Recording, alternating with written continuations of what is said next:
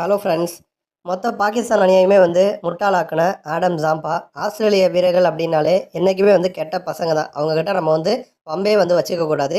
ஆனால் அதையும் மீறி வந்து ரிஸ்வான் செஞ்ச ஒரு காரியம் பார்த்தீங்க அப்படின்னா பாகிஸ்தானுக்கு வந்து பெரிய ஒரு பல்பு கொடுத்த மாதிரி வந்து ஆயிடுச்சு.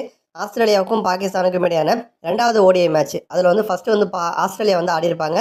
ஆஸ்திரேலியா வந்து வழக்கத்துக்கு மாறாக பார்த்தீங்க அப்படின்னா ரொம்ப சுமாரான ஒரு பர்ஃபார்மன்ஸை தான் இந்த கேமில் வந்து வெளிப்படுத்தியிருப்பாங்க.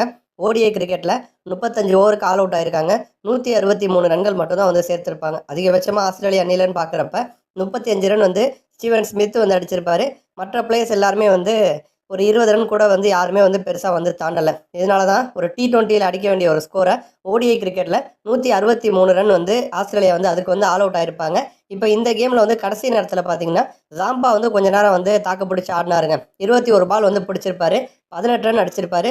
ஒரு 4 ஒரு 6 வந்து அடிச்சிருப்பாரு. என்றைக்குமே வந்து ஆஸ்திரேலியா, இங்கிலாந்து இந்த மாதிரி நாடுகளில் வந்து நம்ம வந்து எடுத்துக்கிட்டோம் அப்படின்னா அந்த டெய்ல் எண்டர்ஸ் பவுலர்ஸ் எல்லாருமே வந்து ஓரளவுக்கு வந்து ஹிட்டிங் நல்லா வந்து பண்ணுவாங்க. ஓரளவுக்கு பேட்டிங் ஆடக்கூடிய வீரர்களாக வந்து இருப்பாங்க. நம்ம இந்தியாவில் இப்போதைக்கு வந்து பரவாயில்ல. பட் முன்னாடிலாம் பார்த்தீங்கன்னா பவுலர்ஸ் வந்து அவ்வளோதான், சும்மா ஒரு பேருக்கு தான் வந்து பேட்டிங் ஆடுவாங்களே தவிர பெருசாக வந்து ஒரு பாலை வந்து ஒரு ஒரு கட்டையை போட்டு கூட வந்து நிற்க மாட்டாங்க. பட் ஆஸ்திரேலியாலாம் அப்படி கிடையாது. அந்த மாதிரி தான் வந்து ஜாம்பா பார்த்தீங்கன்னா கொஞ்ச நேரம் வந்து தாக்கு பிடிச்சி நின்றுப்பார். அதுக்கப்புறம் ஷாகின் அஃப்ரிடி பொறுத்து பார்த்து ஜாம்பா வந்து போல்ட் ஆக்கியிருப்பார்.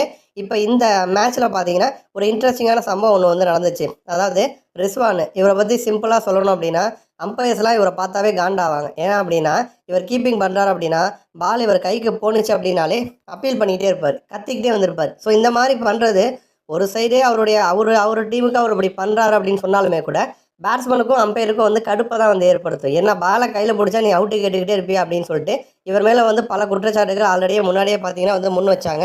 முன்னாடியே வந்து அந்த மாதிரி வந்து கத்திட்டு இருந்த மனுஷன் இப்போ வந்து பார்த்தீங்க அப்படின்னா அவர் வந்து கேப்டன் வேறு ஆகிட்டார். Captain and wicket keeper. நம்ம தலை தோனி மாதிரி வந்து மனசுக்குள்ளே வந்து நினச்சிட்டு இருப்பார் போல். அந்த மாதிரி வந்து டிஆர்எஸ் எடுக்கிறேன் அப்படின்னு சொல்லிட்டு இவர் செஞ்ச ஒரு விஷயம் மொத்த அன்றைக்குமே வந்து பல்பாக வந்து போயிடுச்சு. ஜாம்பாவுக்கு பார்த்தீங்க அப்படின்னா வந்து இவர் வந்து கேட்ச் பிடிச்சிருப்பாரு. அம்பையர்கிட்ட அவுட்டு கேட்டிருப்பாரு. அம்பையர் வந்து அவுட்டு வந்து கொடுக்கல, நாட் அவுட் அப்படிங்கிற மாதிரி வந்து சொல்லியிருப்பாரு. உடனே வந்து டிஆர்எஸ் ஒன்று கேட்கணும், இல்லை பக்கத்தில் நின்று பிளேயர்ஸ்ட்டை கேட்கணும். இன்னொன்று மெயின் விக்கெட் கீப்பர் இவர் தான். அப்போ இவர் தான் வந்து சொல்லணும் அது வந்து பேட்டில் பட்டுச்சா இல்லையா, சத்தம் வந்துச்சா இல்லையான்னு. அதை விட்டுவிட்டு பேட்ஸ்மேன் கிட்ட, அதாவது ஜாம்பா கிட்ட போயிட்டு பேட்டில் பட்டுச்சு தானே, ஒரு சவுண்டு கேட்டுச்சுல, நான் வந்து டிஆர்எஸ் கேட்கவா அப்படின்னு ஜாம்பா கிட்ட வந்து கேட்டிருப்பாரு. ஜாம்பா வந்து இதுதான் வந்து சாக்கு, ஆமாம் பேட்டில் வந்து பட்டுச்சு, சத்தம் கேட்டுச்சு, நீங்கள் வந்து டிஆர்எஸ் கேளுங்க அப்படிங்கிற மாதிரி வந்து பதிலுக்கு வந்து ஜாம்பாவும் பார்த்தீங்கன்னா வந்து ஏற்றி விட்டுருப்பாரு. உடனே ரிஸ்வான் பார்த்தீங்கன்னா டிஆர்எஸ்க்கு வந்து போயிருப்பாரு. டிஆர்எஸில் பார்க்குறப்ப பால் வந்து பேட்டில் வந்து படவே இல்லை. அப்போ வந்து பாகிஸ்தான் அன்றைக்கி பார்த்தீங்கன்னா ஒரு டிஆர்எஸ் தான் வந்து வீணாக போயிருக்கும். ஜாம்பா நினச்சிருந்தாருன்னா இல்லை பால் படலை அப்படிங்கிற மாதிரி சொல்லிட்டு போயிருக்கலாம். ஜென்ரலாக பேட்ஸ்மேன்கள் அந்த மாதிரி தான் சொல்லுவாங்க, அவங்களுக்கு ஃபேவராக தான். பட் இந்த மாதிரி வந்து ஜாம்பா பார்த்தீங்க அப்படின்னா ஒரு தில்லாலங்கடி வேலையை வந்து பார்த்து விட்டு அது வந்து நாட் அவுட் அப்படின்னு வந்து ஒரு தருணம் மொத்த பாகிஸ்தான் வீரர்களுமே வந்து அப்செட் ஆகிருப்பாங்க. ஒரு பல்பு கொடுத்த மாதிரி, அதுவும் மெயினாக வந்து ரிஸ்வானுக்கு வந்து ஒரு பல்பு கொடுத்த மாதிரி வந்து ஆயிடுச்சு.